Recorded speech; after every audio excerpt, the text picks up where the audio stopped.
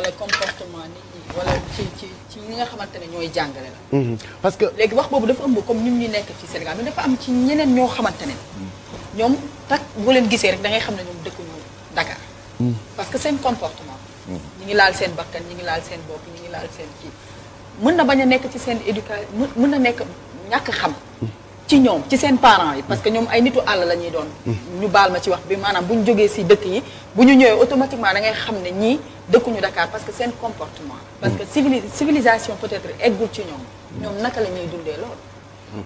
gis nga man ci région laa jógee te j'ai fait 1 an à Ngathie Naoudé bi ñu ma buggee yóbbu punition bi ñu ma buggee yóbbu.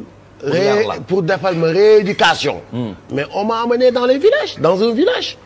ñoo ëpp yar ñoo ëpp yar téeméeri junne yoon te ñoo ëpp civilisation les villageois ils sont les plus propres.